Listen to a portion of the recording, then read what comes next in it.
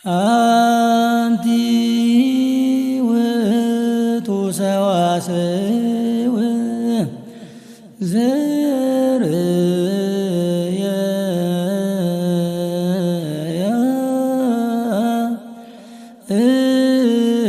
እቆብ እምድር ዘይበስስ እስከ ሰማይ ወመላእክተ እግዚአብሔር የዐርጉ ወይወርዱ ውስቴታ ሰአሊለነ ቅድስት ዳዳዚ ተሳሕና አምላክ ለምስጋና ይስሐቅ ሰላማዊ ኢየሱስ ክርስቶስ ናዕድና ንህዝብና ሰላም ፍቅር ሓድነት ተወርደና እንደምነካለና ካጻድቁ ቅዱስ ያሬድ በረከትን ረድኤትን ያድረና ንቦና ቅዱስ ያሬድ ምስጢርካ ጥበብካ ምትገለጽካ ናናውን ምስጢርካ ጥበብካ ትገልጸልና አስተዋልብና ወተበና እንደምነካለና አቡነ ዘበሰማያት እንበል። አቡነ ዘበሰማያት ይትቀደስ ስምከ ወይምጻእ መንግሥትከ ወይኩን ፈቃድከ በከመ በሰማይ ከማሁ በምድር ሲሳየነ ዘለለዕለትነ ሀበነ ወኅድግ ለነ አበሳነ ወጌጋየነ ከመ ንሕነኒ ንኅድግ ዘአበሰነ ለኢተባነ ወሰማን ስጣላ አድኅነነ ወአርሐነ ኩሎ እኩይ እስመ ዚአከ ይእቲ መንግሥት ኃይል ወስብሐት ለዓለመ ዓለም። ሰላም ቅዱስ ገብርኤል መልአከ ወእግዝእትየ ማርያም ሰላም ለኪ ድንግል በህሊናኪ ወድንግል በሥጋኪ እግዚአብሔር ጽባኦ ሰላም ለኪ ብሩክት አንቲ እምአንስት ወቡሩክ ፍሬ ከርሥኪ ተፈሥሒ ፍሥሕት ወምልዕተ ጸጋ እግዚአብሔር ምስሌኪ ሰአሊ ወጸልዪ በእንተ አኀው ኩሎልኪ ኢየሱስ ክርስቶስ ከመ ይትሬለነ ኃጣውኢነ ሰላም ለኪ ዘንሰግድ ንብለኪ ማርያም እምነን አሰበኳኪ ማርቤና ወተማይጸነበች በእንተ ሐና እምኪ ማዎች ማይበረን የሆን ድንግል ባረኪ ጸሎተ እግዚእትነ ማርያም ድንግል ወላዲተ አምላክ አቤ ነፍሴ ለእግዚአብሔር ወታሰብ መንፈሴ በአምላኬ መድኃኒየ እስመሪ የማማላ ሙቱና ወምዝየታ ሰወሰኒ ኩሉ ትውልድ እስመ ገብረ ሊተ ኃይለ አብያተ ቅዱስ ሞሳይል ለትውልድ ገብረ ኃይለ በዝራቶ ዘሮም ለለ አቢ ህሊና ረበወነ ሰቶም ላየና መናፍት ማይበም ለተታኑ አስገቡም በረከተ ለዋነ ፈነው ራቆም ለሆነ ወተፎር እስራኤል ቁልየሁ ወተዘከረ ሳይሎ ዘይሎ መላውን ለአብርሃም ለዘሩስ ከዓለም አንጸነው ቅዱስ ነው ቢተማራን ድንግል ወላዲተ የተነበበ ለተሰኒ ፈቀደ እግዚአብሔር ዘራ አዳም ዘኖ ተኩዘ ልብ አስካት መኖሩ ሳሊ ለነ ቅድስት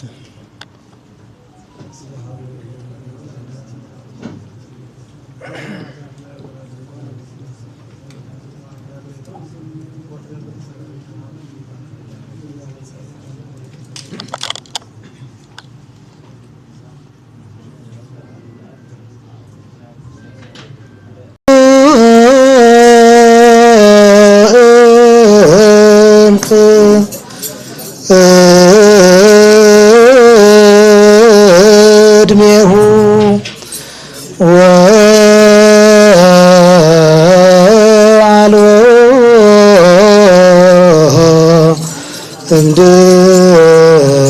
እምድሬሁ ዘከማሁ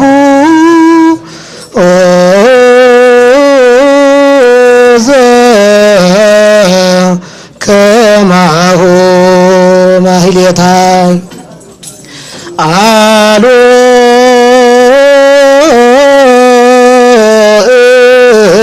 እንቅ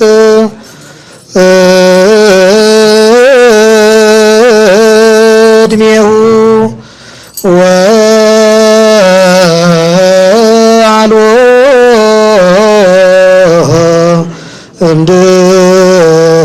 እምድሬሁ ዘከማሁ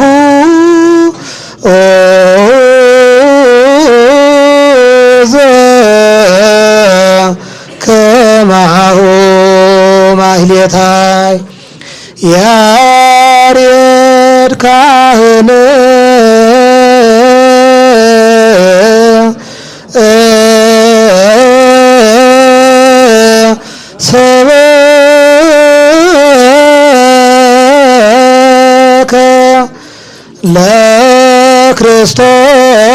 ለክርስቶስ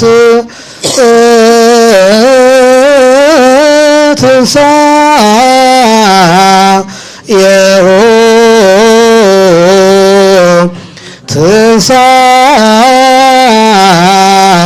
ትንሣኤሁ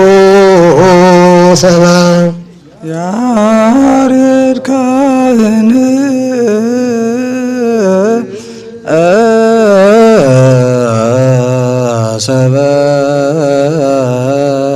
ሰበከ ለክርስቶስ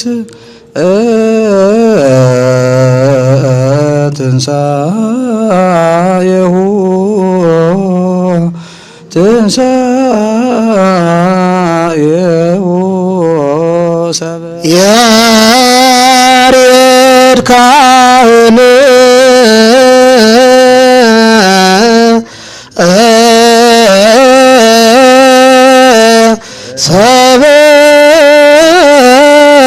ሰበከ ለክርስቶስ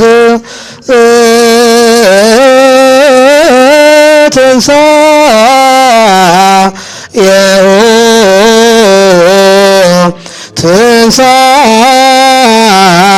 ትንሣኤሁ ሰላም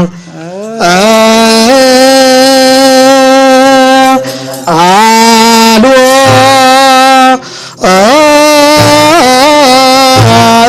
እንከ እድሜሁ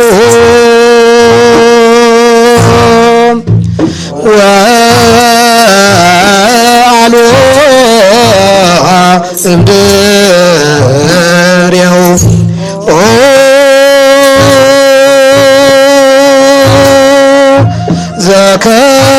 ዘከማሁ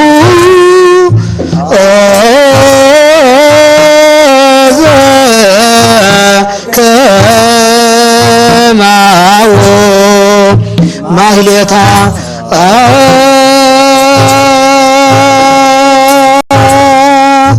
አልቦም እንከ እድሜሁ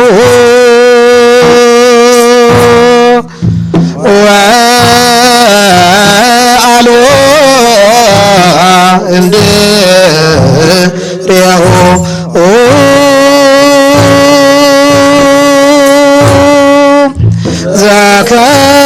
ዘከማሁ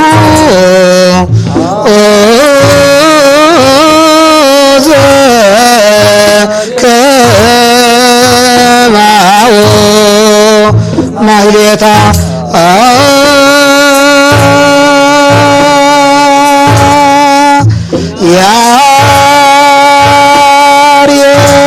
ያሬድ ካህን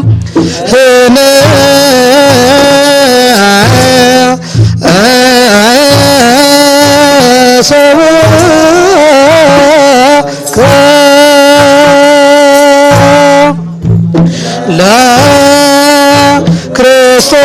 ለክርስቶስ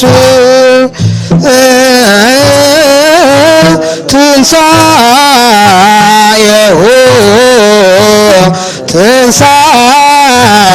ትንሣኤሁ ሰላም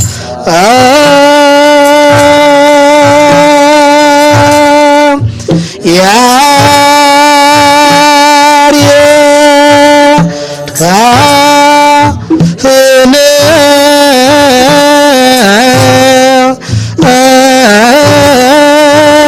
ሰበከ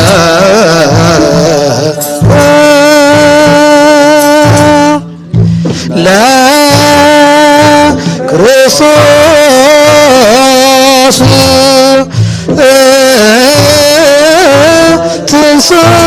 ትንሣኤሁ ትንሣኤሁ ሰላም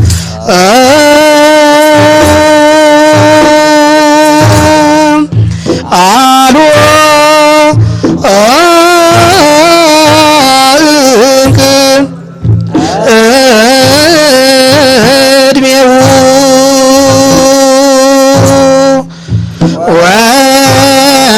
ወአልቦ እምድሬሁ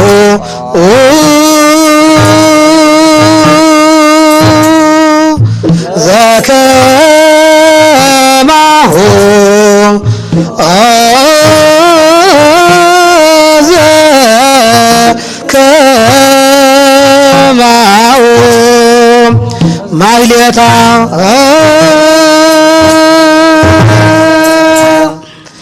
አልዎ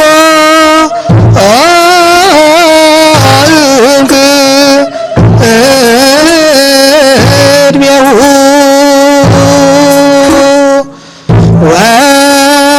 ወአልዎ እምድሬሁ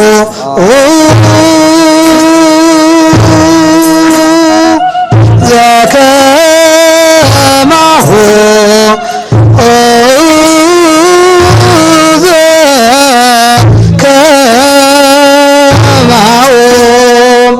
ማሕሌታ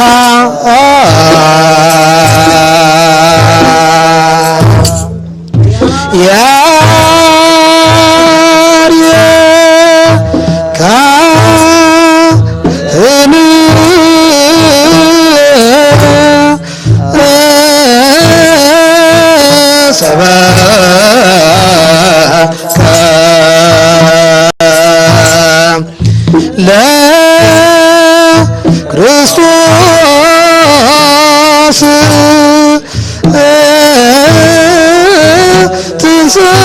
ትንሣኤሁ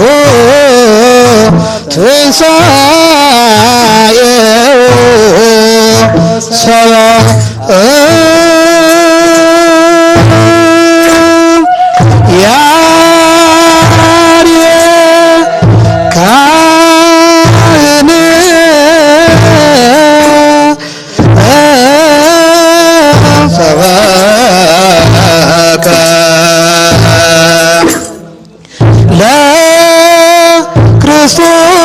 ለክርስቶስ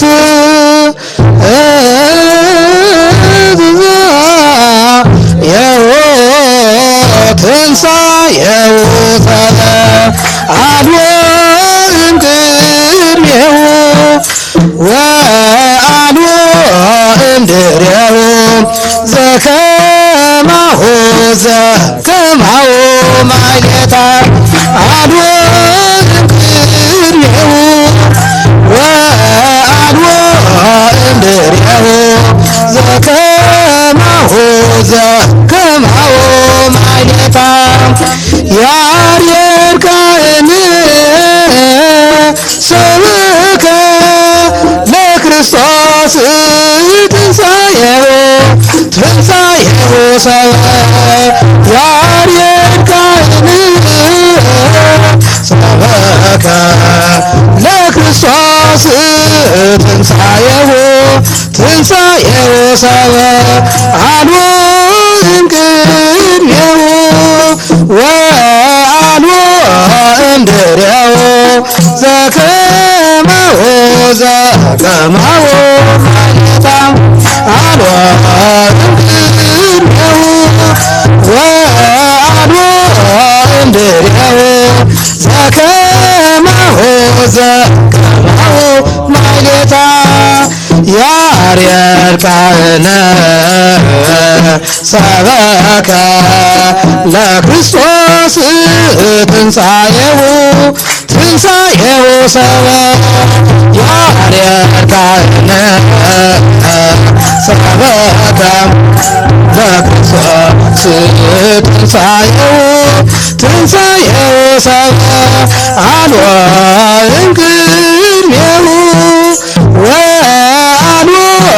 እምድሬሁ ዘከማሁ ማሕሌታ እምቅድሜሁ ወአልቦ እምድሬሁ ዘከማሁ ማሕሌታ ያሬድ ካህን ሰበከ ለክርስቶስ ትንሣኤሁ ሰብአ ያሬድ ካህን ሰበከ ለክርስቶስ ትንሣኤሁ ሰብአ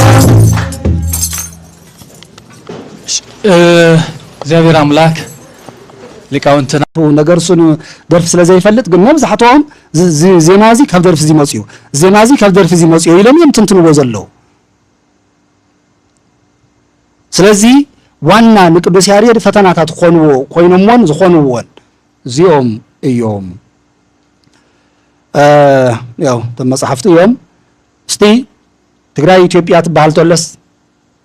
ቀርና አፍሪካ ዝከር ተለስ እዚኦም ሰለስቲኦም እዮም ቁልጭ ኢሎም ዝረአዩና ዓለም ያሬድ አክሱም ጽዮን ሓወልቲ አክሱም እዚኦም በቃ ንዓለም ዘጉልህና ስለዚ ሰለስቲኦም ዓበይቲ አክሱማውያን መግለጽ መንነትና እዮም እንታይነትና እንመስክረሎም እዮም ደቂ እዚኦም እዮም ወይ ሰብ ዝርስቲ ዚኢና ኢልና ኣብ ምድሪ ዘለና ጸጋ እንመስክረሎም እዮም እዚኣቶም ሰለስቲኦም ብስእሊ ንምግላጽ ጸጋታት ቅዱስ ያሬድ በመንጽር ቤተ ክርስቲያን ንምርኣይ ዝደህሰሱን ዘይደህሰሱን ጸጋታት ኣለዎ ንኣብነት ብሰለስተ ጣዕሚ ዜማ ዝተቐመመ ሰማያዊ ዜማ ኣለዋ ጣንቱ ዘለኩ ወይ ስብከተ ሐዋርያዊ ዜማ ያሬዳዊ ክበላ ዝኸኣለ ኣብ ምዕቃብ ቋንቋ ግእዝ ዝለዓለ አበርክቶ ገይሩ ቤተ ክርስቲያን በዓልቲ ቋንቋ ግእዝ ሃፍቲ ቤተ ክርስቲያን ኮይኑ ከጠቅቦ ዝኸኣለት ሳላ ያሬድ እዩ ያሬድ ተዘይህሉ ነይሩ ቅድሚ 1000 ዓመት መቃብር ማእተዎ ነይሩ ግእዝ ያሬድ ተዘይዝይሞ ነይሩስ ግእዝ ዝበሃል ቋንቋ ሕዚ ከም ጋፋትኛ ነይሩያ ዝብል ወሬ ጥራሕ ኢና ክንሰምዕ ነርና ዘይግለጽ ዘይግልበጥ ኮይኑ ዘሎ ተንዜማ ዘለዎን መጽሐፍቲ እየን ሕዚ እኳስ ኣብቲ ቅዳሴ ፍርቁ ናብ ትግርኛ ብትግርኛ እናነበበ ይጸንሕ ወይ በአምሓርኛ ወይ በኦሮምኛ እናነበበ ይጸንሕ እሞ ካዜማ ሕምቕ ምሳብ በለተ ግን ናብታ ግእዝ ይኸይድ ምስጋና ይኹን ንቅዱስ ያሬድ ሳሉ ዝረኺብና ያታ ግእዝ ስለዚ ቅኔ ክህሉ ዘግበረ እውን ንሱ እዩ ቅኔን ዜማን ተዘይህሉ ግእዝ ዝበሃል ወሬ ኮይኑ ምተረፈ ነይሩ እዚ ውዕለታ ወይ ድማ ብመንጽር ረብሓ ቤተ ክርስቲያን ትንሪኦ እዩ ንኣሽሓት ሊቃውንቲ እውን ዕድል መደብ ኣገልግሎት ሂቡ እዩ ኣብ ቤተ ክርስቲያን 2-3 ኣገልግሎት ኣሎ ቅዳሴ ኣሎ ማህሌት ኣሎ ስብከተ ወንጌል ኣሎ ሕዚ ከም ካልኦት ዓድታት ንኸውን ነርናስ ቅዱስ ያሬድ ዝበሃል ተዘይህልወና ነይሩስ በማህሌት ያሬድ ተቆፀርና ወይ ነግልግል ሰባት እስታይ ኮን ነይሩ ዕድልና ንሓስ ስለዚ ኩላትና እውንስ ኣነ ወዲ ቅዱስ ያሬድ ናይ ቅዱስ ያሬድ ጸጋ እዩ ንዓይና ኣብዚ ማዕርግ ዘብፅሕኒ ኢልና ክንሓስቦ ስለ ዝግባእ እዩ ብዙሕ መዘምር ብዙሕ መምህር ሕዛውዚ ኩሉ ዙ እንቁጣጣሽ መሲሉ ማዕርግ ቤተ ክርስቲያን ኮይኑ ዝረአ ዘሎስ ናይ ቅዱስ ያሬድ ጸጋ እዩ ኣብኡ ኣውፅሕዎ ኣብ ካሊእ ዓለም ንፈልጦ ኢና ብዘይካ ወንጌል ምስባኽ ብዘይካ ቅዳሴ ካሊእ ኣገልግሎት ኣላ የለን ሰዓታት የለን ማህሌት የለን ስለዚ ዓብይ ሃብቲ ኣለዎ ቤተ ክርስቲያን ማለት እዩ ብረብሓ ቤተ ክርስቲያን ትንሪኦ ሓደ ዓይነት ዜማ ክህልዋ እውን ገይሩ ኦሮምኛ ይናገር ኣምሓርኛ ይናገር ትግርኛ ይናገር ኦርቶዶክስ ተዋህዶ ቤተ ክርስቲያን ኢትዮጵያ ኣብዛላ ተዓዲ ያሬድ ንረኽቦ ትመዝሙር ኣብዚ እናተባህለ ንረኽቦ ጎንደር እናተባህለ ንረኽቦ ሸዋ እናተባህለ ንረኽቦ ኦሮምያ እናተባህለ ንረኽቦ ቤተ ክርስቲያን ኣብዛላ ተዓዲ እዚ እንታይ ያሬድካ ናይ ቤተ ክርስቲያን ሓድነት ይትፌሳ ሰማይሲ ኣብ ኩሉ ቦታ እናተባህለ ተሓድር ፋሲካ ኣብ ኩሉ ትብል ተለኹ ትርድለ ኣለኹም ኢኹም ኣፍታ ንያሬድ መሰረት ገይራ በዛ ዓዲ እዚኣ ዝተጣየሸት ወይ ድማ ትመሓደር ስለዚ ናይ እዚታ ያሬድካ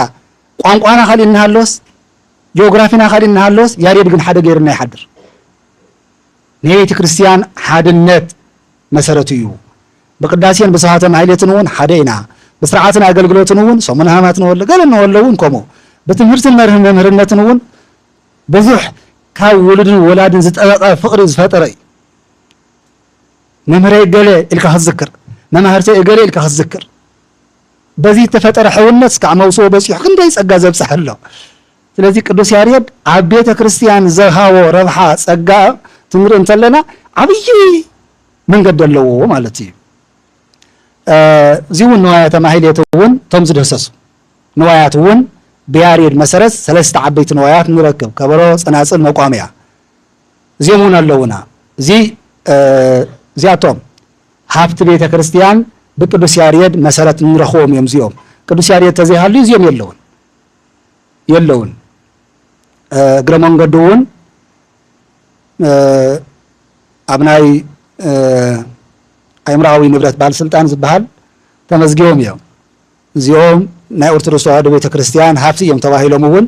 እዚኣ በዕላ እታ ሰርቲፊኬት እያ እዚኣ እንታይ ተገይሩ ዝብል ነገር እውን ሓበሬታ ክህልየና ምእንታን እዩ እንታይ ተገይሩ ንዝብል ነገር ዝተገበረ ነገር እውን ምፍላጥ ያድልየና እዚ ናይ በዓል መዚ ናይ በዓል ስልጣን ክታም ኣለዎ ናይ ኦርቶዶክስ ተዋህዶ ቤተ ክርስቲያን ተወካል እውን ክታም ኣለዎ እዚ ኣብ ሰነድ እዚ ዝርዝር በስተጀርብኡ ወይ ብድሕሪቱ እሞ እዚኦም ዘውረሰና እዮም እዩ ማንም ሰብ ክጥቀመሎም እውን ኣይኽእልን ያሬድ ኣብ ዘለዎ ቦታ ኣለው እዚኣቶም እዩ ጸጋታት ቅዱስ ያሬድ በመንጽር ሃገር እንትንርኢ ቅዱስ ያሬድ ሲ ተመራማሪ ስነ ከዋክብት እዩ ተመራማሪ ስነ ከዋክብትን ኮኸብ ቆጻርን ንንወይኖም እዮም ይርደኩም እዩ ኮኸብ ቆጻርን ተመራማሪን ንንወይኖም እዮም ስነ ከዋክብት ቅዱስ ጳውሎስ ኮከብ ናለ ዝናገር ስለምንታይ እዩ እንተይልናስ ካብቶም ናይ ግሪካውያን ፍልስፍና ንግግር ፍልይ ዝበለ ኣገላልጻ ክገልጽ ስለዝደሊ ስለዚ ናይ ስነ ከዋክብት ፈላጥ ዝበሃል ተሎስ ምህዋሮም ብርሃኖም መጠኖም ኩሉ ነገር ዝገልጽ ቅዱስ ያሬድ ፍልስፍና እውን ዝጥቀም እዩ ናይ ስነ ማሕበረሰብ እውን ሊቅ እዩ ናይ ስነ ህዝብ እውን ሊቅ እዩ ንማሕበረሰብ ከመይ እናበለ ይምዕድ ከመይ ገይሩ ይገልጽ ማሕበረሰብ ከመይ የሎ እናበለ ኩሉ ናይቲ ማሕበረሰብ ንግግር እውን ይናገር ከምቲ ዓንቶ በእንተ ሃውዛ ኣየራት ወሳምራ ዝብል ዝበልኩኩም እውን ስለ ናይ ሜትሮሎጂ ወይ ስነ ኣየር እውን ይናገር ተመራማርን ቀማርን እዩ ብብርካ ሃገር እንትንሪኦ እንተለና ካልእ መስቀልን ጥምቀትን ኣብ ዓለም ኣብ ብሉፅ መዝገብ ዩኔስኮ ክምዝገቡ ዝኽኣሉ ብምንታይ ምኽንያት እዩ ተይልናስ ያሬድ ዝተኸላ ናይ ሊቃውንቲ ነፀብራቕ እያ ዚሙኡ ወረቡ ኣቀራርቡ ናይቲ ዕለት እሱ ድባብ እዩ ንዓለም ከመዝግቦ ክኢሉ እምበይ ዓብዪ መስቀል ስለልተኸልና ይኮነ ዝተፈለየ ነገር ኣይኮነን ኣብ ካሊእ ዓለም ብዙሕ ማተርያል ኣለዎም ዓብዪ መስቀል ክተኽሉ ይኽእሉ እዮም ትዋና ኣብ ሃገርና ዓብዪ ድምቀት ክስሕብ ዝኽኣለ በዓል መስቀልን በዓል ጥምቀትን ትዝገርም ነገር ግን ሞይኡ እናተመዝገበ ዓርሱ ግን የተመዝገበ ቅዱስ ያሬድ ዓርሱ የተመዝገበ ሞይኡ ግን ተመዝጊቡ እዚ እዩ ትሽግርና ንሕና ብዛዕባ ዝገርም ነገር ንምንታይ ኣባቱ ኣያቅ ኣያቱን ይናፍቅ ዝበሃል ነገር ኮይኑና ስለዚ ያሬድ ክጎልህ ዝግብኦ ናብ ዓለም እዩ እሞ በብርካ ሃገር መስቀል ኩሉ ዝምክሐሉ ዘሎ ዓለም ብምሉእ ዝፍክረሉ ዘሎ ያሬድ ዘምጽኦ ጸጋ እዩ እዚ ሃገራዊ ጸጋ እዩ ያሬዳውያን ሊቃውንት ሰማያውያን መላእክት መሲሎም ዝገብርዎ ያሬዳዊ ምንቅስቓስ ቀልቢ ዓለም ስለ ዝስሕብ እዩ እስክረይዎ እዚ ንስኹም ኢኹም ባዕልኹም እዚ እዩ ንዓለም ዝስሕቦ ወትከራባታ ይኮነ ትኻሊእ ይኮነ ትኻሊእ ዓለም እኒኦ እንዶ ባዕሉ እዚ እዩ ንዓለም ዝስሕቦ ቀልቢ ዝስሕቦ እዚ እዩ ንዓለም ዝስሕቦ እዚኣ ንጉስቺ እንትውረብ እንተላ ባኽሱም እያ እዚኣ ድማ ትርእዋ ዘለኹም ኣበያ ላሊበላ ቤዛ ኩሉ እንትበሃል እንተሎ እያ ኣብዚ ናይ መላእክት እምበር ናይ ሰባት ኮይና ይስምዖም ነቶም ዓለም እዚ እዩ ከመዝግቦ ዝኽኣለ እዚ እዩ ንዓለም ድምቀትና ዘርእዮ ስለዚ ያሬድ ብብርካ ሃገር ወይም ጸጋ ያሬድ ብመንጽር ሃገር እንትርአ እዚ እዩ እዩ እዚኣ ንወሰዳ ገዲም መጠቓለሊ ነበፃሕ ኮየ እናወዳእኹ ስለ ዝኾንኩ ክብርታት ቅዱስ ያሬድ ሓድሽ ወለዶ ከመይ ይቕበሎ ኣሎ ከመይ ኢና ንቅበሎ ንሓድሽ ወለዶ ከመይ ይሰጋገር ናይ ሚድያ ሰባት ይኹኑ ተምሃሮ ይኹኑ ተመራመርቲ ይኹኑ እንታይ እዮም ክወስዱ ዝግባእ ኣብ ዝብል ኣብ ሓድሽ ወለዶ ድማ ትኹረት ክንገብር ይግበአና ሓደ ንውሳናኻ ብዝሰኸነ ልቢ ደጊምካ ምርኣይ ያሬድስ ደጊሙ እዩ እቱ ተበጊሱ ዝኸደሉ ዝነበረ ደጊሙ ክርኢ እዩ ገይርዎ ካልኣይ ገለል ኣብ ዝበለ ቦታ ኮይንካ ዓርስኻ ምርኣይ ኣብ ጥቓኻ ዘሎ ነገር እውን ልቢ ኢልካ ብምስትውዓል ትምህርቲ ምውሳድ ናይ ይከኣል መንፈስ እውን ምስናቕ ነይርዎ ካልኣይ ተስፋ እዩ እዚ ተስፋ ካብ ኩሉ ሰብ ይርሕቕ ቅዱስ ያሬድ ተስፋ ቆረፅ ኣይኮነን እንደገና ድማ ፍቕሪ ሃገር ስለ ሃገር ክንደይ እዩ ዝደረሰ ቅዱስ ያሬድ ስለ ሃገር እንኳን ታ ዝፈልጣ ታ ዝነብረላ ታ እትውት ዝተቐበረላ ዓዲ ንዘይፈልጣ ዓዲ እኳ ነቶም ሰማዒታት ናይ ናግራን እኳስ ባሃቂ ኦ ኣባይ ሃገረ ናግራን ሃገር እግዚኣብሔር እናበለስ ኣይ ኣዋኺ ደም ዝፈሰሰ ከም ነጎድጓድ ድምፆም እናተሰምዐ ኣዋኽል ተፈፀመ ጉድ እናበለ እኳስ ንሰንዓ ወይ ንየመን እኳስ የመስግን ኣብዚ ኮይኑ ይዝምረላ ስለዚ ፍቕሪ ሃገር ኣለዎ ቅዱስ ያሬድ ስለ ሰላም ምስባኽ ትዝገርም ቅዱስ ያሬድ ኣርእስተ ድርሰታቱ ሊቃውንታዊ ዘለኹም ትሕግዙን ኢኹም 10,520 እዩ ኣርእስተ ድርሰቱ ብድጓ ታ 15% ሰላም እዩ ዝብል ኣርእስቱ ሰላም እዩ ሰላም 15.4 ከባቢስ ከባቢ 630 ይመስለኒ ኣለኹም ዶ መምህር ያሬድ 1600 ካብቲ 10500 ዒስራን ኣርስተ ድርሰቱ 1630 ሰላም እዩ ትናድጓ ሰላም ይነግር ቅዱስ ያሬድ ዝገርም እዩ ቅዱስ ያሬድ ስለ ሰላም ከመይ ሃም ዝተናገረ ዝመኽሮ ምኽሪ ካብኡ ሕድገት ንመምህሩ ከይተቐየመ ተመሊሱ ቦይ ኣነ እያጥፍየ ርኢኹሞ ዲኹ ኣነ እያጥፍየ እሞ ከም ውላድካ መቕፅዓኻስ ርኢኻ ከም ውላድካ ርኢኻ መቕፅዓኻስ ናተይ ፀጋ ናተይ ጥቕሚ ሓሲብካ ኢኻ እሞ ይቕርታ ግበረለይ ርኢኹም ተወያየ ኣነ ገዲመ ይምለስም ኮ ይበለ ሓዳግ ምዃኑ እዩ ካብኡ ፅንዓት ሕድገት እውን ሓቦን ጥንካረን ልዑል ናይ ምስተውዓል ክእለት እውን ፀጉ እዩ እሞ ከምዚ እንድሕር ኮነ ቅዱስ ያሬድ እንታይ ንግበር ምንታይ ንግበር ድዮም ዝበለቶም ቅዱሳን ኩሉ ምስ ሰማዓኻ እዚ ዝበልካያ እንታይ ንግበር እዩ መጨረሽኡ እንታይ ንግበር ኣብ ዝብል ዜማ ተዓቂቡ ክቕፅል በብግዚኡ እውን ተፋልሶ ከየጋጥሞ ኣብ ሓደ ጉባኤ እናተመረቐ ዝመፀ ሊቅ ሓደ ዓይነት ዜማ ነይርዎ ብዝተፈላለየ ምክንያት ናተኸፋፈልና ናተበተና ምስከድና ዜማና ከይጠፍእ ሓደ ሜላ የድልዮ እንታይ የድልዮ ጥንታዊ ዜምኡ ሊቃውንቲ ሓሪኻ ሪከርድ ጌርካ ምቕማጥ ሎሚ ዘመኑ ስልጡን እዩ ሪከርድ ጌርካ ተተቐሚጡ ማንም ሰብ ከከም ጉረርኡ ክብለሎ ይኽእል ስለዚ ሪከርድ ጌርካ ምቕማጥ ወሳና እዩ ኢለ ኣሓስብ ካብኡ ናይ ቅዱስ ያሬድ ዜማታት 365 መዓልቲ ብ24 ሰዓታት ዝሽፍን እዩ ኣብ ዓለም ሪከርድ ገይሩ ተባሂሉ ኣብ ዓለም ዝተመዝገበ ዜማ ናይ 12 ሰዓት እዩ ቅዱስ ያሬድ ግን ብዓመት እኳ ስለይወፅሑ ቀለማት እኒአው ስለዚ ቅዱስ ያሬድ ኣብ ዩኔስኮ ክምዝገብ ይግብኦ እንታይ ፀጋታቱ ገሊፅካ ማለት እዩ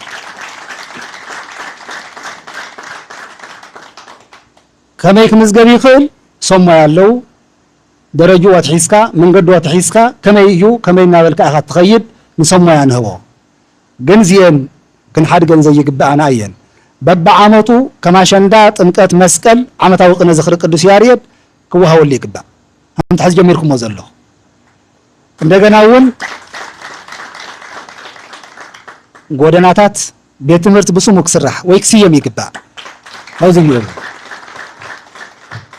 ኣብ ሓምሻይ ዘልዕሎ ቤተ ክህነት ቅዱስ ያሬድ ኣብ ህልውና ቤተ ክርስቲያን ዘለዎ ሚና ተረድዩ ቶም ሊቃውንት ሞራል ብምሃብ ብምምችቻው ወላ ደመወዝ ተዘይሃልዩ መምሃሪ ቦታ ብምሃብ ንሓደ መምህር ደመወዝስ ደመወዝ የብልናን ግን ታሞያኻ እዚኣ ኮይንካ ምስ ተምሃረኻ ኮሸሮ ወይ ተምሃራይ ዝለመና እናበልዓኻ እዚኣ ምህር ኢልካ ግን ዓባይ ደመወዝ እያ ልትመምህር ዓባይ ዓስው እያ ትሞያ ብእዋኑ ብኣፍላ ሞይኡ ከገልግለሉ ዕድል ብምፍጣር ትዜማ ትሞያ ተዓቂቡ ክኸይድ ቅዱስ ያሬድ ህልውና ቤተ ክርስቲያን ምዃኑ ተረዲኻ ኣድህቦ መሃብ ብቤተ ክህነት ንደልዮ ዓለም ለኸ መምሃሪ ሞያታት ቅዱስ ያሬድ ትካላት ምፍጣር ያድሊ ዓለም ለኸ ምክንያቱ ታሪክ መዛግብቲ ታሪክና ከም እንፈትሾ ቤተ ቀጢን ኣክሱም ናይ ዓለም ለኸ ናይ ስነ መለኮት መምሃር ቦታ እዩ ነይሩ ወይም ናይ ቅዱሳት መጽሓፍቲ መምሃሪ እዩ ነይሩ ዋይናት ሕዚ ኸ ናይ ቅዱስ ያሬድ ሞያኸ ኢንተርናሽናል ጌርና ስኮላርሺፕ እናፀዋዕና ዘይነምህሮም ዘይመሃራኸ መፅዮ ንሕና ጥራሕ እናተሰደትና ክንመሃር ንኽእል ዘይተምሃርና ክንመሃር ንኽእል ኣባና ዘሎ ግን መፅኦም ይመሃሩ ሳቶም ከዓ እንደገና ኣይና ክንብል ማለት እዚ ሓደ እዩ ከም ረብሓ ቤተ ክርስቲያንን ሃገርን መጠነ ሰፊሕ መጠን ከም ረብሓ ቤተ ክርስቲያንን ሃገርን መጠን ሰፊሕ ቤተ መዘክር ምህናፅ የድልዮ ማለት ኣውደ ርኢ ዝኾነ ቦታ በብቦትኡ ሰባት ክህውፅዎ ክጉብንይዎ ዝኽእሉ ቶም ምልክታት ቶም መፅሕፍቱ ክንደይ ፔጅ ኣለዎም ክንደይ ትሕዝቶ ኣለዎም ክንደይ ኣርእስቲ ኣለዎም እናበልና ከምቲ ዓንቶ ዝገልፆ ዝነበርኩ ክንደይ ዝማርየ ክንደይ ፅዋዕ ክንደይ መንፈስ ክንደይ ኣኮቴት ክንደይ ምስጢር ዝብሉ ብቁፅሪ ስለ ዝቕመጡ ዞም ሞያታት እዚኣቶም ሓደ መህወፂ ቦታ ንውሽጢ ዓዲ ይኹን ንናይ ደገ ተመራመርቲ ቤተ መዘክር ከፊትካ ወይ ሰሪሕኻ ምቋቋም የድልዮ ሕዚ ብብርካ ሃገረ ስብከት መቐለ መንግስትን ሰብ ሃፍትን ቤተ ክህነትን ዘተሓባበረ ፕሮጀክት ኣብቲ ብስም ቅዱስ ያሬድ ተሃኒፁ ዝርከብ ቤተ ክርስቲያን ቤተ መዘክርን ቤት ትምህርትን ምህናፅ ወሳኒ እዩ ይጠቕመና እዩ ምክንያቱ በእውነት ሎሚ ኣብቲ ግዜ ተተፃሪፍካ ኢኻ ተመስገንካ ዳኣ ካሊእ ኢኻ ትበሃል እምበር ሃገረ ስብከት መቐለ ብብፁዕ ኣቦና ኣቡነ ኢሳያስ ካብቶ ተሰርሑ ስራሕቲ ኣነ ብጣዕሚ ብውሽጢ ደስ ዘበለኒ ናይ ኣቡነ ሰላማን ናይ ቅዱስ ያሬድ ቤተክርስትያን ምትካል እዩ ንምንታይ ብሱሩ ወሬኦም ዜናኦም ጠፊኦም ዝነበሩ ቅዱሳን እዮም እዚኣቶም እሞ ንብፁዕነቶም ክብሪ ይኹኖም ንካልኦት እውን ከምኡ እቶም ትካላቶም ኣድባራት እውን ከምኡ ንምንታይ ማሙን ንብለና እንተኢልናስ ኣብ ካሊእ ቦታ እዚ ይስራሕ ኣሎ እንታይ ይግበረሎ እዚ ኣብ ደብረሃዊ ጸለምቲ በየዳ እዚ ልክስራሕ ዲዛይን ወፂሉ ኣሎ ንሕና ኸ ናይና ብምባል ጥራሕ ድና ናይና እዩ ዝብል ስኢና ድና ሒዝና ንነብር ናይና ጥራሕ እኮ ህንፃ ክኸውን ኣይኽእል ናይና ጥራሕ ሞያ ክኸውን ኣይኽእል ናይና ጥራሕ ኣይኸውንን ክንሰርሐሉ እዩ ዝግባእ እዚ ኣብቲ ግድሚ ኣብቲ ዝባኑ ኣብታ ጭንጫታ ዝባን ድሕቲ ዓዲ ሪኢኹሞ ኮይንኩም ትፈልጦ ብኣካል ዝረኣኹሞ ሰባት ተሊኹም ኣብቲ ላዕሊ ዝባን እዚኣ ትስራሕ ኣላ እሞ ደብረ ሲና መቐለ ቅዱስ ያሬድ ክንዚኣ ቦታ የብልኩምን ክንዚኣ ክትትከል ኣይትኽእልን እዚ ጥራሕ ኣይኮነን እዚ ረይዎ ናይ 4 ቤተ ጉባኤ ምስክር እዩ እዚ ኣብ ደብረ ታወር ከምዚ ኣብ ትግራይ ኣየድልየናን ድሕር ክንዕቅቦ ኮይና ቅዱስ ያሬድ ሊቃውንትና ክመሃሩ እንተኮይኖም ሊቃውንትና ክምህሩ እንተኮይኖም ያሬድ ናትና እንተኮይኑ ከምዚ ዓይነት ጌርና ብንእሽተን ውሑድ ሰብ ክሰርሖ ዝኽእል እዩ ብንእሽተን ዓቕሚ ክስራሕ ዝኽእል እዩ ተዓብይ ነገር 1500 ዓመት ተጓዒዙ ዝፀንሐ ታሪክ መዕቃቢ ስለዚ ቅንኡ ለእንተ ተኣቢ ፀጋ እዩ እሞ እዚ ርኢና እዚኣን ርኢና ንፀግኡ ንቕና እይትናተ ለባዋን መጠቓለልን ኣብ ለባዋይ ጽኢሉ ሓደ ተንኡ ተለኹም ብፍላይ ካልኦት ደቅና ክብል ትሕት ዝበሉ ደቅና ኣሕዋትና ዘዛውዑ ፅሑፋት ኣለዉ ንኣብነት ቅዱስ ያሬድስ ሓዳር ነይርዎ ዝብል ፅሑፍ ንረክብ ሓደ ቅዱስ ያሬድ ሓዳር ኣይገበረ ባህታዊ ድንግል እዩ ሓዳር ምግባር ነውራይ ምኾነን ግን ኣብዘይ ታሪኩ ተዘይፅሓፍ ብ1981 ተፀሓፈ ናይ ሊቀ ካህናት ምን ዝበሃል ፅሑፍ ኣብ ገጽ 21 ጋብቻ ገይሩ ነይሩስ ብድሕሪኡ ነታ በዓልቲ ቤቱ ዝምነያ ሰብኣይ ነይሩስ ንኡ ከጥፍ ኢሉ ሰይፍ ሒዙ ድሕሪኡ እናኸደ ናይ እግዚኣብሔር ተገሊጹሉ ብድሕሪኡ መሲጥ ወሲድወሉ ስኡል ትርክት ዘየለ ስኡልካ ኣብቲ ኣብ ታሪኹም ምልጣፍ ቅዱስ ያሬድ ከይሕዝን ምእንታን እዚ ነገር እዚ ቦታ ዘይመሃር እዚ ለበዋይ ክእረም ኣለዎ ቅዱስ ያሬድ እንደገና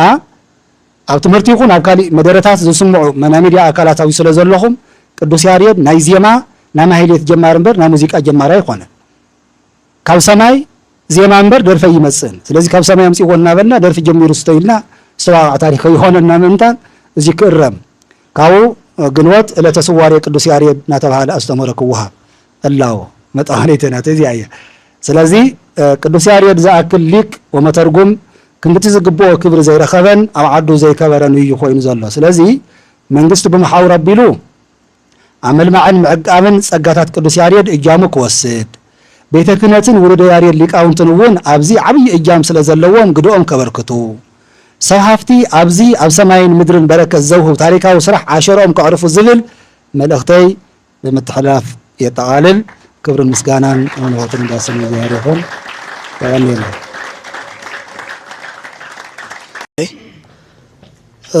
ግዜ ንምሕፃር ንዚ መድረኽ እዚ ብዛዕባ ኣቦና ቅዱስ ያሬድ ንሃገር ንቤተ ክርስቲያን ዘበርክቶ ታሪክ ንምዝካር ዘኪርና ንምትራፍ እንተይኮነ እውን ኩሉ ኾነ ስራሕቲ ክንሰርሐሉ ለዳለኹም ካብ መቐለ ሃገረ ስብከት ጀሚሮ እስካብ ደብረ ሲና ቅዱስ ያሬድ ብምልኹም ግዜ ንምሕፃር ዓብዪ ናዕዳ ብስመ ኣቦና ኣለና ላፍትዋና ሓሳብ ተኣተለኹ ንቅዱስ ያሬድ መጽናዕቲ ብደንብ ገይሩ ተገሊጹሉ እዩ ብመጽናዕቲ ጥራሕ ከይተርፍ ግን ምክንያቱም ሰብ ብዝረአ ነገር ስለ ዝኣምን ከምቱ ኣብ መጽናዕቲ ዝተገለጸ መንግስት ኣብ ሙሉእ ከተማታት ዋና ትሕዝኡት መሬት ንምርካብ እዩ ምክንያቱም ቅዱስ ያሬድ ዝኣክል ኣቦ ክራይ ክነብር የብሊ ንሕና እኳን ምስ 5 ርእስና ምስ 2 ርእስና ምስ 3 ርእስና ኣብ ንዓልና ገዛ ክንነብር ክንደይ ፃዕርላ ገበርና ኣቦ ብዙሓት ዝኾነ ቅዱስ ያሬድ ዳ ከመይ ገይሩ ክራይ ገዛ ክነብር ስለዚ እዚ መሬት ከመይ ገይርካ ይርከብ እንተኢልና ኩልና ተሓቢርናስ እንኳን ቅዱስ ያሬድ ለኻሊውን ለሳን መሬት ይኾነን መሬት መሊኡ ምድረ ሰው ሀበላء ሁሉ ጋለም ያው ከም ዝብል ንሁሉ ሰብ ዝተዓደለት መሬት ንቅዱስ ያሬድ መሬት ክሳን ከም ዘይብሉ አውዚና መንግስት አካላት ዘለው ያው አብ እግር ቤተክርስቲያን አብ እግር ባትንሳ አብ እግር ቀሳውስት ስለዚህ ማሐደሩ ኩልና ብብዝረኸውናዮም ምክንያቱም ስልጣን ዓብይን ንእሽተን ካብ ንእሽተን ጀሚሩ ላብ ዓብይ ዝኸድ ካብ ጣብያ ካብ ቀለ ካብ ቅሸት ጀሚሩ እዩ ላብ ዘዋላ ክልል ዝኸድሞ ብብዝረኸውናዮም ቅዱስ ያሬድ መሬቱ ክረክብ ይዞቱ ክረክብ ቦቱም ስረኸበ እንደገና ብዙሓት ወለዶ ንክፈርየሉ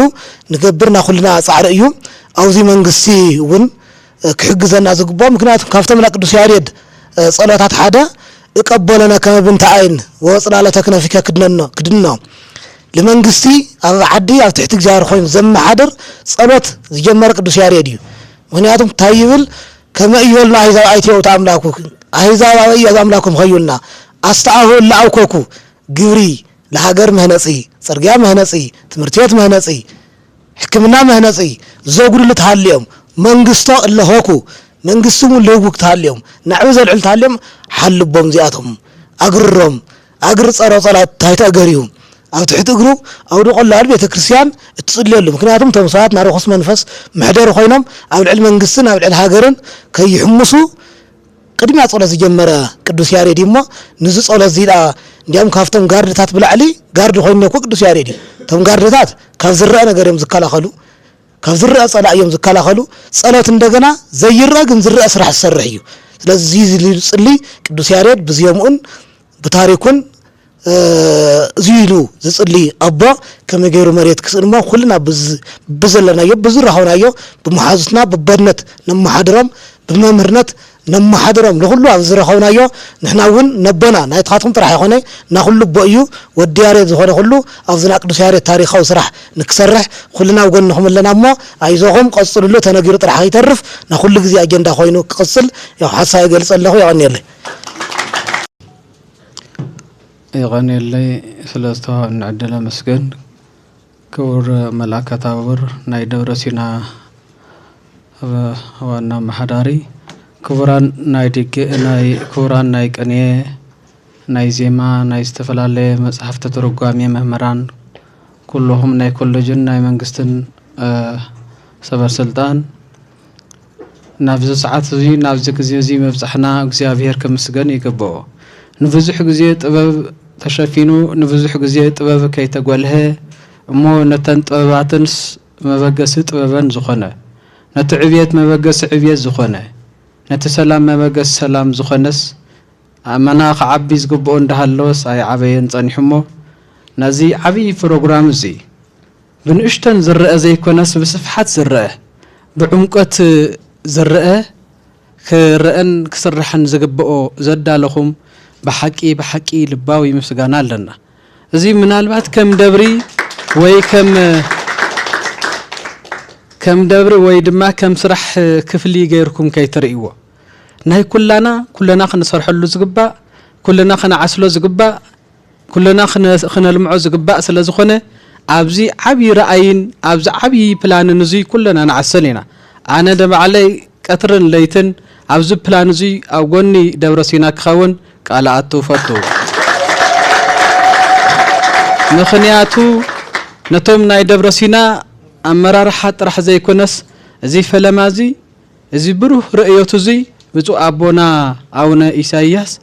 بسغا حساب زي كنا بمنفس حساب ترديهم زي قداماي فلاماي عبي ممهر زي ابز ختمانا الون كل سرحتي انت قميطنا يخوي الناس نبزحات ممهرانن نبزحات سرحتن ابنت كخونيو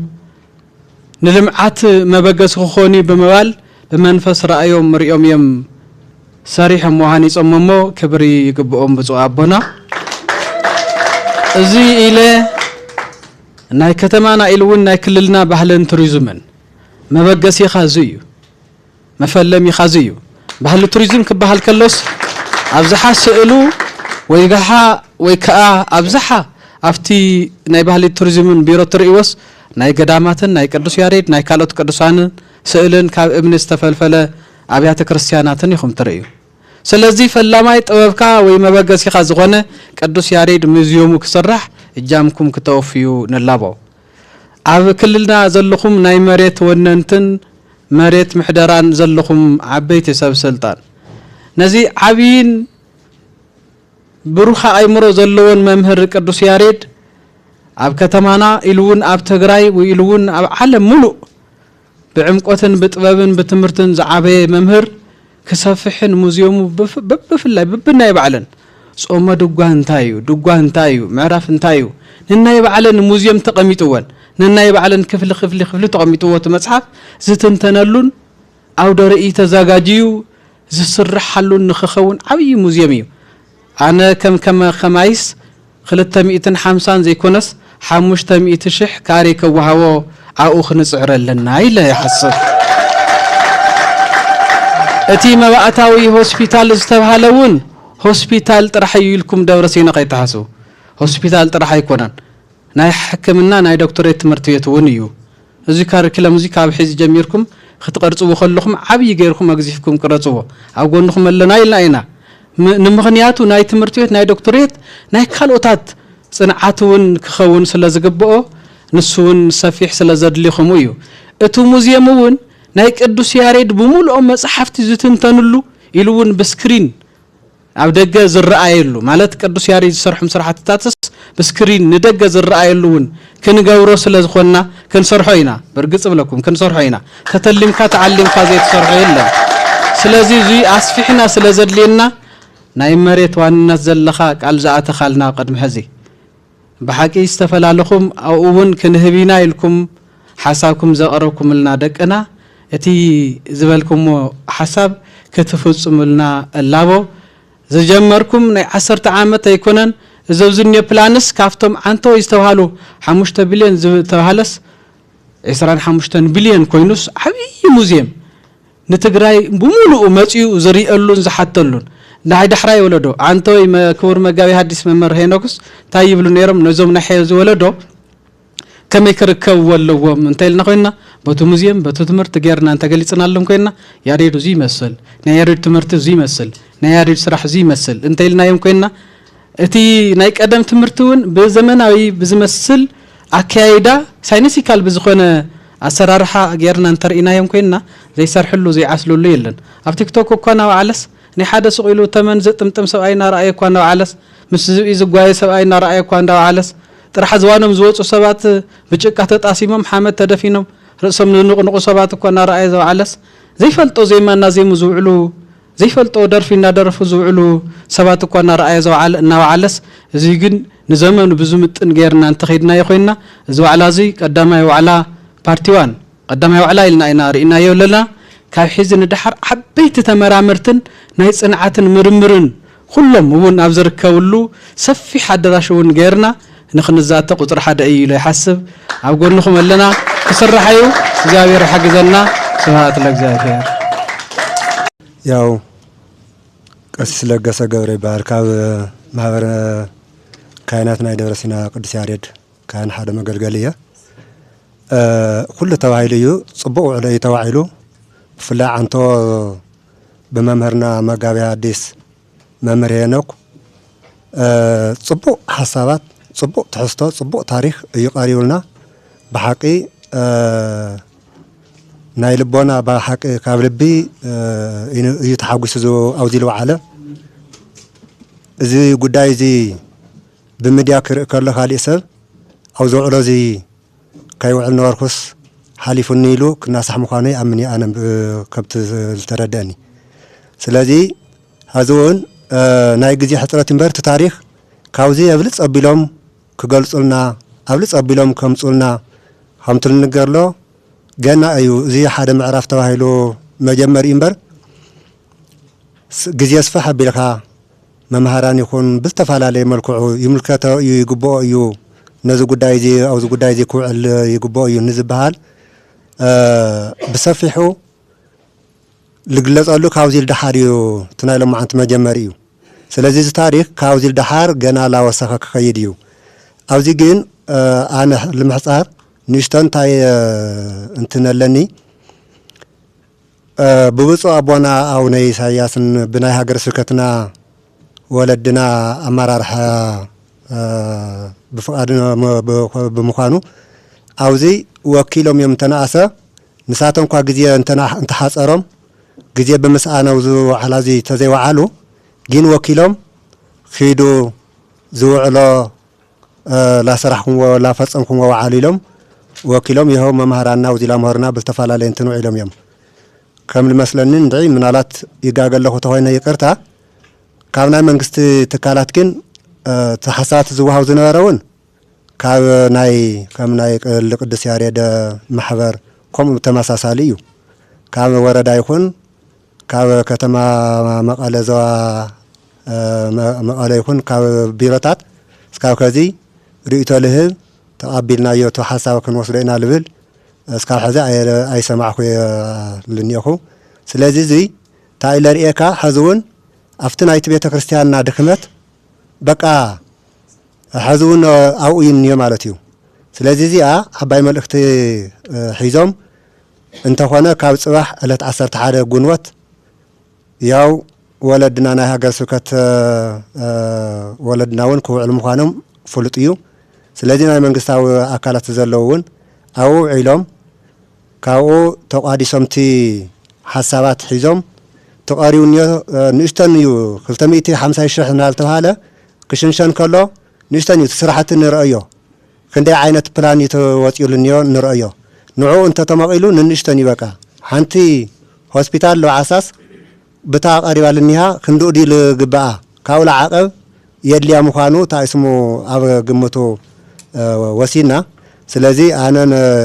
منغستاو اكالات زلوغين صباح علت 11 غنوت اب قدس ياريد دبر سينا قدس ياريد تاريخيوم افتو علن سكوعلو يلاو نالتوها لغدل ነገር ለተጋገፉ ነገር ተሊውን ይቅርታ ታውን አድርግን ያንየለ ይቀንል ክብረት ያበለ አንዛሮ ብዙሕ ነገር አለ ነገር አይኮነን አነ ከበዓሊ መጀመሪያ ነው ዓሊ ወን ከመስገን ዝደሊ ዝዋዕላዚ ናይ ቦና ቅዱስ ያሬድ አምናትና ገዛ ውዳሴ ማርያም ተደጊሙ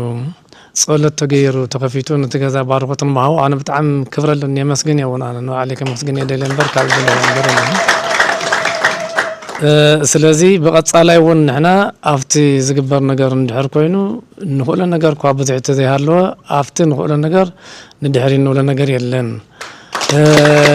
አፍቲ ኮምዚ ምክክር ዝግበረሉ ነገር ተሃሊውን እዝገዛ ናጽ እንድሕር ኮይኑ ምንም ዘይት ተሓዘ እንድሕር ጸንዕ ቆጸራ እንድሕር ጸንዕ ኮይኑ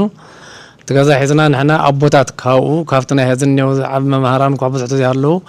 ናይ መንግስት አካላት ይኹን አቦታት ይኹን ተሓዊሶሞ ኣብዚ ተቆጸራ ተሃዘና ማዓልቲ ድልዋት ኮይና ክንጸንሕ ንሕና እውን ተገዛ ሒዝና ለንጸንሕ ነብልና ማለት ነው ካላይ ንዝጉባኤ እዚ ዘዳለኹም ናይ ቦና ናይ ቅዱስ ያሬድ ጉባኤ ዘዳለኹም በጣም ይክብረለና ምስልቻው የድልን ባዕሉ ቦና ቅዱስ ያሬድ እውን ተኮይኑ ኣብዚ ነገር እዚ ክበጽሕ ኣብዚ ቅድስና እዚ ክበጽሕ ብዙሕ ነገር ወሪዱ ደይኡ ትሕቲሉ ልዕሊሉ ድሕሪ ብዙሕ ነገራት እዩ ተገሊጽሉ እዚ ኩሉ ነገር በጽሑ ንኣና ጥራይ ዘይኮነ ንዓለም መምሃር ዝኾነ ኣቦና ቅዱስ ያሬድ ድሕሪ ብዙሕ ድኻም እዩ ስለዚህ ንስኻትኩም እውን ምናልባት ኣብ ሓደ ግዜ ኣብ ክልተ ግዜ ክውዳእ ዘይኽእል ነገራት ስለ ዝኾነ ነገር እዚ ነንዶ ክንዲ ናይ ቅዱስ ያሬድ ዝኣክል ካልእ ሰብ እውን ኣብ ኮርያ የነበረ ነብዘ ሰዓት ምናልባት ሕልኽልኽ ከጋጥም ይኽእል ነገራት ከጋጥሙ ይኽእሉ ምስልቻ ወይ ደልልሞ በርትዑም ንስኻትኩም እውን ታሕቲ ላዕሊ ንበሉ ንሕና ብዝኸኣልና ከዓ መጎንና ኣብ ጎንኹም ኣለና ይቐኒየለ ክብረት ያህለይ ካውና ወልድ ወመንፈስ ቅዱስ አሐዱ አምላክ አሜን። ያው ካብ ዝተፈላለየ ቦታ መጺና ኣብ ዝተቀደሰ ገዛ ቤተ አብርሃም እሞ ምስ ተፈላለኹም ሊቃውንቲ ቤተ ክርስቲያን ምስ ብሩኻት ዝኾኑ ሓለፍትና ናይ ደብርና ሓለፍቲ ኣብዚ ምእካምና ብጣዕሚ ብሽም እግዚአብሔር ማለት እዩ ከመስግን ይደሊ ካው ያው ካብ ህዝቢ ዲያስፖራ አካባቢ ቅዱስ ያሬድ አካባቢ ለሎ ህዝብ ለሎ ልቢ ልምዝራቢ ለየ ሓሳብ እና ብጣዕሚ ዕድለኛታት ኢና ኣብኡ ንነብር ለና ክንዱዚ ለኣክል ቅድስናይ ክንዱዚ ለኣክል ጽድቅ ለለና ይመስለኒ ነይሩ እዙ በዓል ዜማ ለኾነ ቅዱስ ያሬድ لأي يسكوا بدك يوالي فلتك والفلتني أو متكالو بتعم عدلين ياتاتنا أقول لنا هزبي هزون أتمسات بتعم فل إيو قدس ياري اللي بهال بسرو منم هزي جمهور الله إيو منم لؤلخون بوتا يسان لؤلخون مسرح يسان لؤلخون نجرس منم يساني كافتي يمسا أسي وزهز اللي حنت أطلع بلان كامل سرح سرقص عني أي أنا سلازي لك أنت بيت كريستيان تطوي لكم بتصلت يخون بلتفل عليه نسأل لهم وتحاضر لهم لمن تيكون ديو لزيتات ليكونا صبغت مرحت عنيونا كل نجر سلام لله دبري بحقي سرحلو أي تفوليو لبلك دبري ينينا سلازي نحنا ون كم هزبي كم دك أنستيو بقولوتنا يخون بالخالنا يو وزهز تولوا لهم وقولهم كويناش كم متشرشة بسورس بعيننا رئينا يكن حل فينا هذا وزيس كن موتنا دخون يلاوا موتي تلعلاني موتي كوريو يلي يايا سلازي كن رئينا يغني اللي طعمي لمسجن طلا كل جزء فرنسيش نقرب صبو نبل بالحرية عند جمان زيا مجلسنا خوينا سلازلا كابزي وصيلنا نبتكبر لك لما عنتي كم حدا أجندة نحزمه تلوك حزنا مخاد كذا ينتهيد الله أبزبل مو عبي نجاريو سلازي تن بوجني استل على حسابات حطوتات قداي حدار قدوس ياريد حدا جزء افتح كأنها تاريخ نوتو انتاي من لنا انتاي فلفل لنا بخمين حدار غيره نلوهن دخل بليمبر حدار زول وسب قدسنا يركن مستيرا يغلص ول ማለት አይኮነን ደብረ ታቦር ተሪናያ ናይ ሰብ ሓዳርን አድናግልን ምስጢር ዘርአይትያ ሙሴ ጴጥሮስ ካብ ዓለማውያን ወይ ካብ ሰብ ሕጊ ካብ ሰብ ሓዳር እኒ ኤልያስ እኒ ዮሐንስ እኒ ያዕቆብ ድማ ደናግል ቤተ ክርስቲያን በዚህ ምስጢር እዚ ተረዳና ያ ሙሴ ሕጋው በዓል ሓዳር ይንትን ብሎተለና ታሪክ ስለ እንረኽቦ እዩ ስለዚህ ቅዱስ ያሬድ ሓደ ሰባይ ያነዝ ገጠመኒ ናብ 10 ሓደ ዝኾና ጽሑፋት ዳህሲሰ ሊቀ ካህናት ጦመልሳን ይቅርታን ትስምልዓል ንሽተን ቢህወት አለው ደ ያለው ነው ይፈልጥን ሊቀ ካህናት ጦመልሳን ካሳይ ዝተባሃሉ ሰባይ በ1081 ዝጽሐፍዎ ጽሑፍ ቅዱስ ያሬድና ዜማዎቹ ዝብል ኣብ ገጽ 21 ዘስፈርዎ ታሪክ ንቅዱስ ያሬድ ዝምጥን ኮይኑ ይረኸብኩዎን ዋይና ታይሱ ቅዱስ ያሬድ በህፃኑ አቤት ትምህርት አትዩ ቦና ሃለው ወድማ እንደገና ግብረ ድቁና ዝማላ አማሊው ና መጽሐፍት ትምህርት አተወሞ አፍቱ መጽሐፍት ትምህርትና ሃለው ጉባኤ ወኪልና ሃለውስ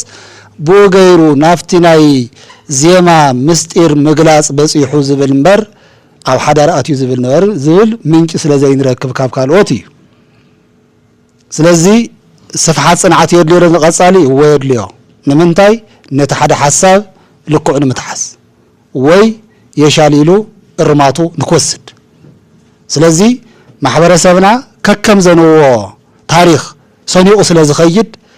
ታንት መጽሐፍ ዘይረኸብ ታንት ሒዙ ስለ ዝኸይድ ከምዚያ ትብልና ያለ ኣብ መድረኽ ዘራእይ ንኻልእ ሰውን ከዋፍራ ስለ ዝኽእል ነቶም ዝተዋቕዑ ሓሳባት ናብ ሓደ ንምምጻእ ንምምእኻል ተወሳኺ ጽንዓት የድልዮ በተመሳሳይ ተሰዊሩ ዝብል እውን ብኸምኡ ሞይቱ ዝብሉ ገድሉ ከይተረፉ ተጻሒፎም ንረኽቦ ኣለና ዝኽልተ ጽሑፍ እዚ ካብ ሓንቲ ቤተ ክርስቲያን ከመይሎም ይክልኑ ማሃዱ ኣፍ ይጻእ ክልኤቱ ነገራት ዝበሃል ነገር ኣሎ መርገምን ምርቃን ካብ ሓደ መላሓስ ክወጽእ ይከኣል ዶ ከም ዝበሎ እቲ ቅዱስ ሐዋርያ ከመይ ገይሩ እዩ ካብ ሓንቲ ቤተ ክርስቲያን ሞና ሓደ ቅዱስ በቲ ሓደ ወገን ሞይቱ በቲ ሓደ ወገን ተሰዊሩ ዝበሃል ኣይ ሓንቲ እንዲያታ ቤተ ክርስቲያን ካበይ መጽኢት ታሪክ ንምንታይ እዮም ተረኽትን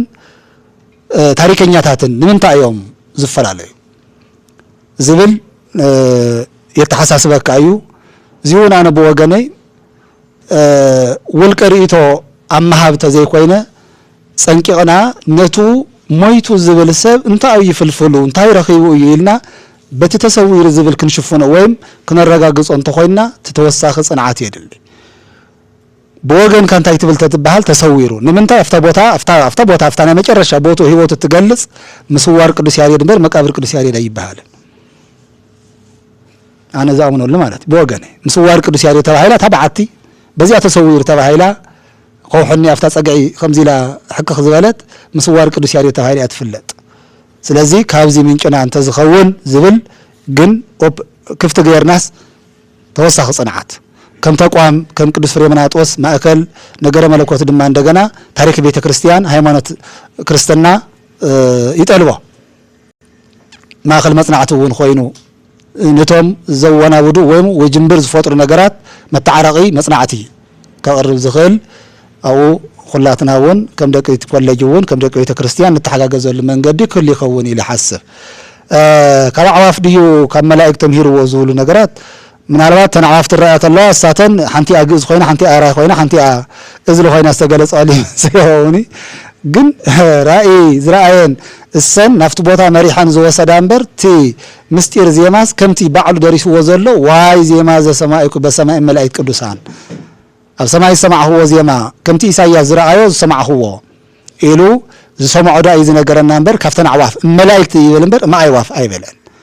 ترأي تستجلس أنتاي تنعواف ملائكة ديان أنتاي رأي ترأي لك ناي يوردانوس جلس أرجبن تعيز مسل زبل نجر نتنا عواف ترجمي نخن هو النخل نبر قدوس يارير كم ملائكة نبر كعواف كم زي تمهارجن بعلو قالوا سلز مسكر الناي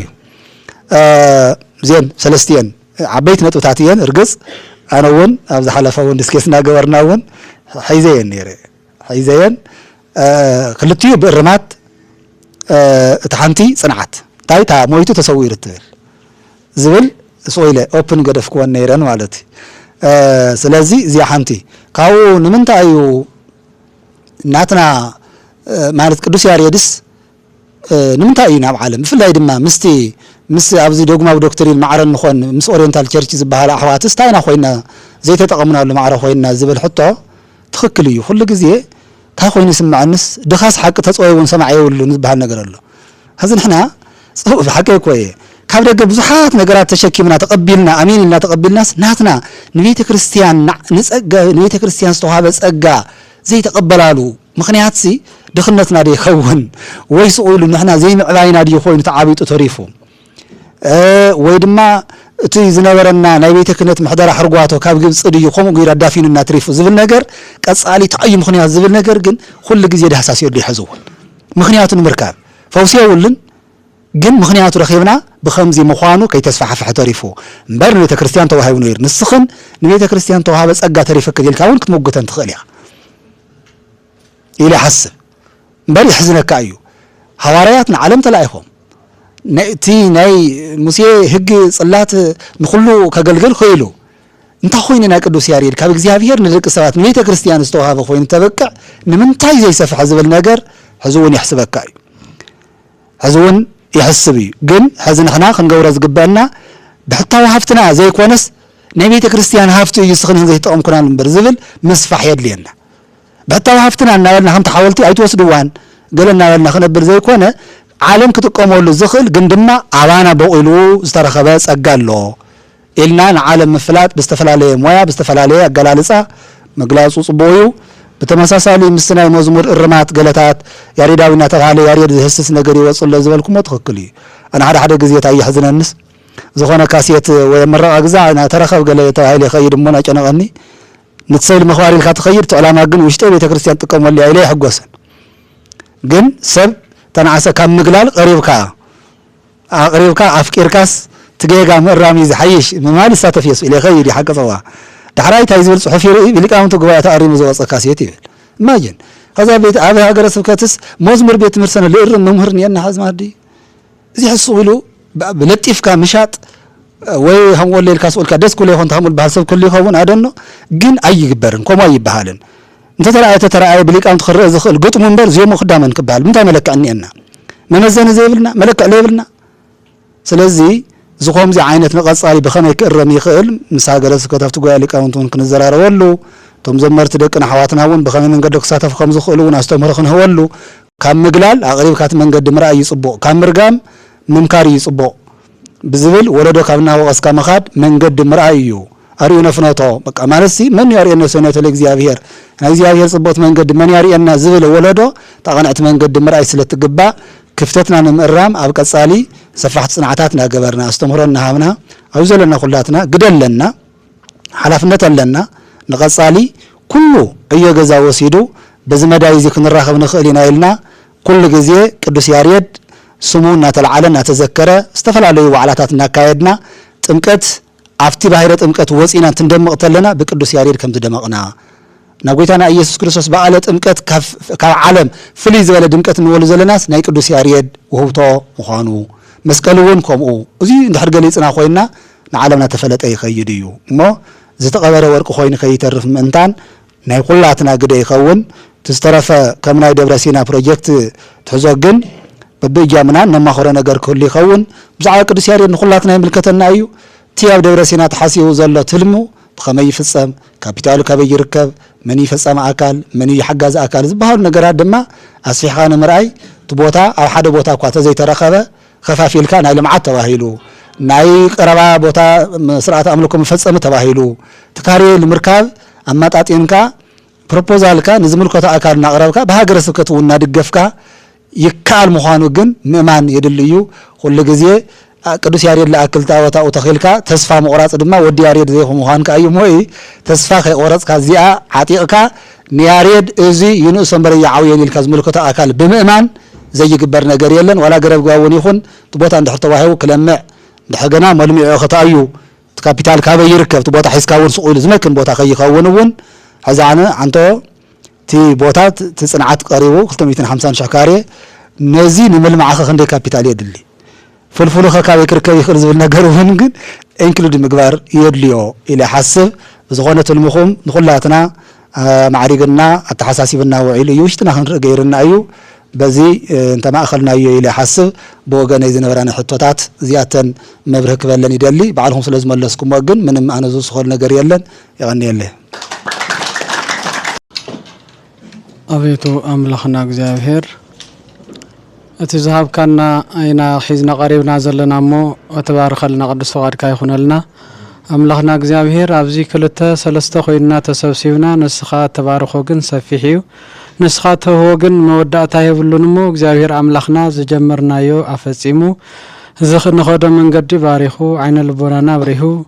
እቲ ንሰርሖ ስራሕትታት ፍጹም ስራሕ ገይሩ እቲ ቃልና ውን ፈጺምና ኣብ ጎኒ ቤተ ክርስቲያንና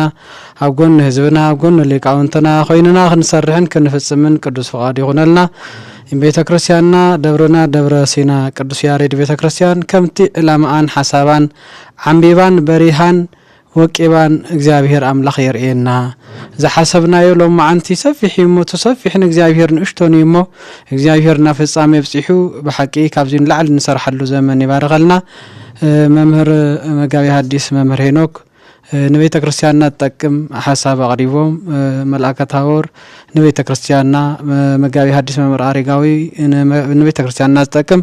ካልኦት ሊቃውንቶን ከመው ንቤተ ክርስቲያንና ተጠቅም ይሞ አምላኽና እግዚአብሔር ዘመንና ይባርኸልና ናይ አገልግሎት ዘመንና ይቀድሰልና አቡነ ዘበሰማያት አቡነ ዘበሰማያት ይትቀደስ ስምከ ትምጻእ መንግሥትከ ሲሳየነ ዘለለ فأنا نبي وسلم تعالى تمنى ولعنكم قسم ذاك إثم كسائر وسواء تعالى الأرض وجزت يا مريم سلام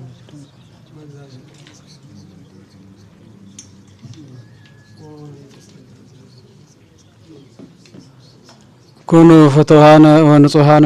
يرسيكم ودلوان لمنقصة سمايات اجزئو مهارنا كريستوس نبال عسر تغلت اجزئ